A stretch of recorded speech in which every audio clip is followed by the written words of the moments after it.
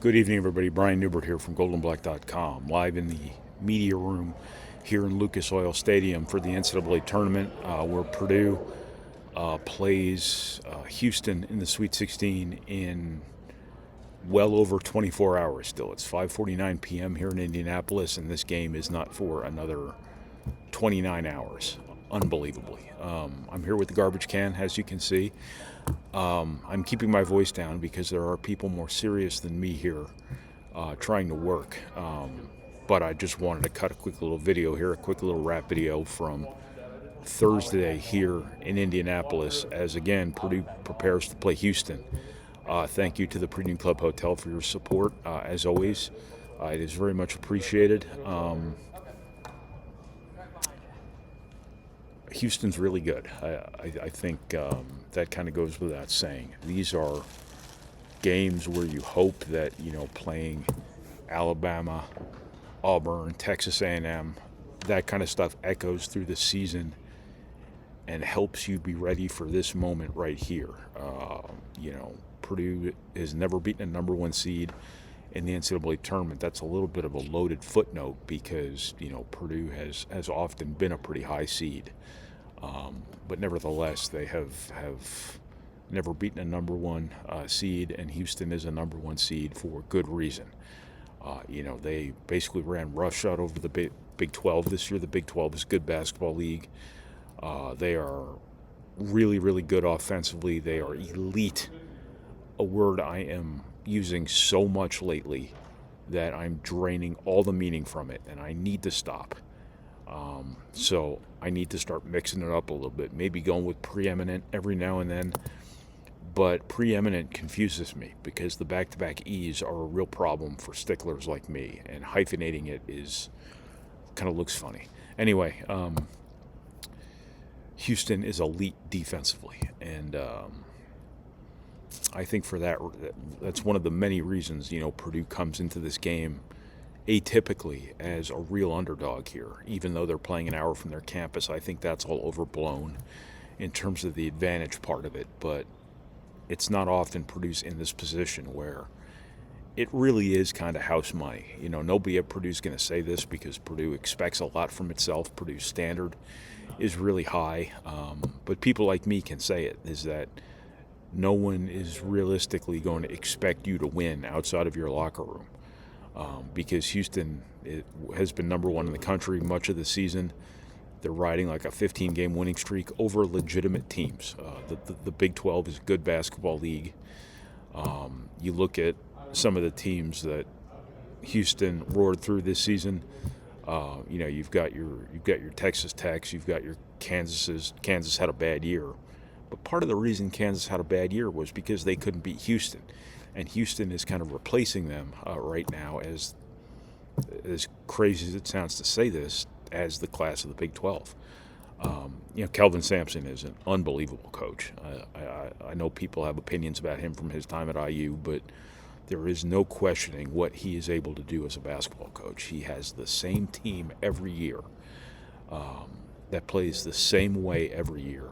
And somehow, some way, always seems to have 8 guys playing defense when the other team has 5 guys playing offense. And those guys play their asses off for him, and they're really hard to play, and they're really hard to beat. And it's why Houston has become one of the best, most consistent programs in college basketball right now. And it is attributable 100% to Kelvin Sampson being there. And beating his teams is never easy, and it is never going to be more difficult than it is for Purdue on Friday night playing at God knows what hour. Purdue is going to have to play its best offensive game of the year by a mile. They're going to have to make threes. There are going to be opportunity. It's oversimplification to say Purdue's got to make threes. I mean, it's of course whoever makes the most shots is going to have a pretty good shot, but no pun intended. But I think with a team like Houston that, again, is always running 2 guys at its marked men on defense, if you push the right buttons, if you make the right passes, if you take enough deep breaths, enough to see the floor with clarity and be able to make the right decisions and the right plays under duress, there are going to be threes there. And as long as your guys are ready to shoot, because those windows don't stay open, if you make enough of those shots, that's your best chance. And I think Purdue is going to have, across the board, they're going to have a really good shooting game. Fletcher Lawyer is going to have to make shots. Jakari Harris is going to have to make shots. C.J. Cox is going to have to make shots. Colvin and Heidi, again, might end up being kind of the forgotten men there in the corners. Sometimes when guys are chasing Trey Kaufman around to the lane or trying to trap Braden Smith up top. So all of those guys are going to have opportunities to make threes in this game. Braden Smith playing off the ball maybe a little bit more would seem to make sense to me. That way you mix up Houston's defensive game plan a little bit and have Jakari Harris and C.J. Cox bring the ball up and then work Braden Smith into his stuff as an off-ball player. That's just me guessing. I don't have Purdue's game plan, but that's just me thinking, hey, that's something that might make sense to perhaps disorient Houston a little bit. Easier said than done, but there's going to be threes there for Purdue to make, and if they can make enough of them, that's going to keep you in the game, if not win the game. I think Purdue's ability to manipulate Houston's defense, to weaponize its aggressiveness against it, is going to make a really big difference. Have you ever had a cat or a puppy, or a kitten or a puppy, where you're playing with them with a toy and they want you to throw it so they can go get it, but you pretend to throw it and you just keep it in your hand and they go running the other way? Well, that's keep that in mind as I make this basketball point. If Purdue can, guys are going to be coming at Purdue so fast in terms of trapping the post when Trey Kaufman gets the ball on the block, or trapping Braden Smith and trying to hedge him out to half court as they do systematically. I don't know what exactly they'll do against Purdue, but I'd say that's probably a pretty safe bet that they're going to do that.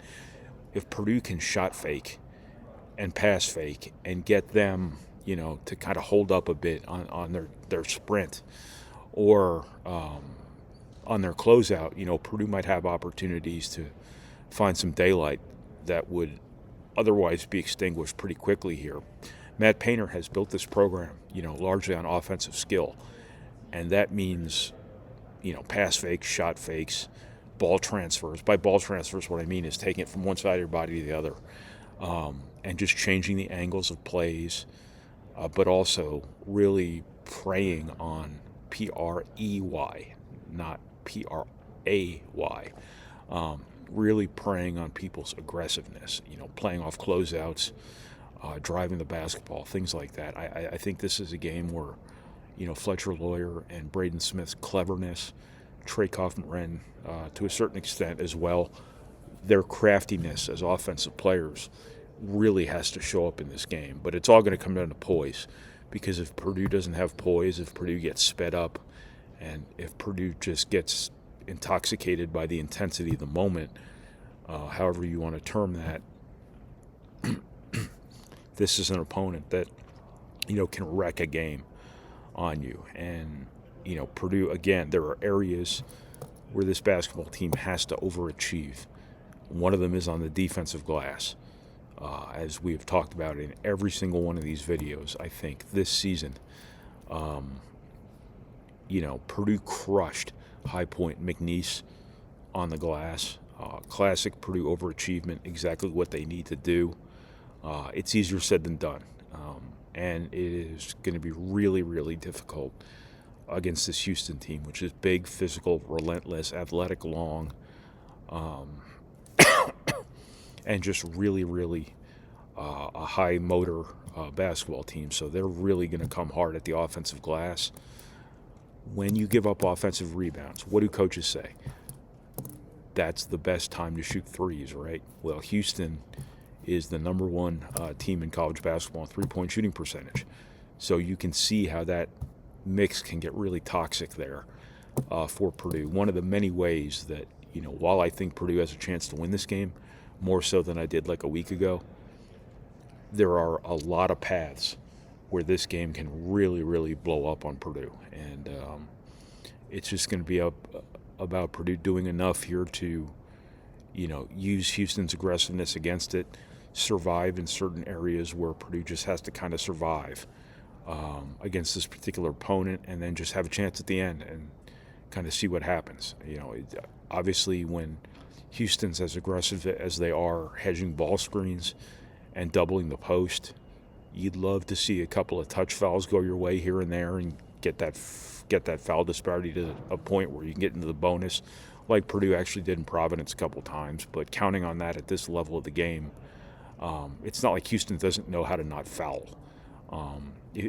If Houston couldn't defend without fouling, they wouldn't be, they wouldn't have won like 29 of the last 30 games, whatever the number is. They're really good. You can't count on them to screw up. And Purdue has to be, you don't want to say perfect because no one's ever perfect, but Purdue's got to be as good as it's probably ever been this season. So, again, you played Auburn, you played Alabama, you played Texas A&M, you played Marquette. That was a long time ago, so the outcomes of those games, don't matter as much anymore as the experience does. You play a schedule like that for right now, so you hope, if you're Purdue, that those experiences help prepare you for the biggest game of the season to date. And, at this stage of the year, every game is the biggest game of the season because it could be your last game of the season, obviously. So we will see what Purdue's made of here tomorrow night, right around the time the Tonight Show starts. This game will probably be starting. They say 10:09 p.m. If they put that up on FanDuel, take the over. Is it over or under if it's a start time? Because these games never start on time, and it wouldn't surprise me one bit if it's 10:40 p.m. and this game still hasn't tipped off, and it'll be 3 o'clock in the morning while I'm stumbling out of here into a parking lot or a parking garage, whatever it might be. And thank you, TV. Love you. Anyway, that's what I got here from Thursday at Lucas Oil Stadium, here with the garbage can and the recycling bin behind it. This is Brian Neubert from goldenblack.com. Go visit our website. There's Mike Carmen and I have a bunch of stories up right now from the day here in Indy. We'll have our preview up tomorrow, or I guess Friday. I don't know when you're watching this. We'll have our preview up. We'll have other stuff that we've banked for tomorrow to put on the site.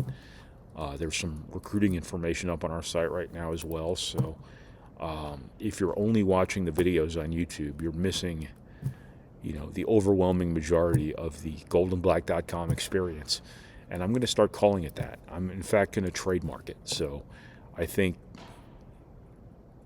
if you're degenerate enough to watch these videos, our website, goldenblack.com, is right up your alley. So by all means, please visit us. Please become a member. I don't think you'd be sorry. So I am biased, but I honestly don't think you would be disappointed. So that's what I got here from the home of the Indianapolis Colts, Lucas Oil Stadium. So I will talk to you guys again sometime between 5 and 6 in the morning on Saturday morning. So it's going to be a hell of a ride, man.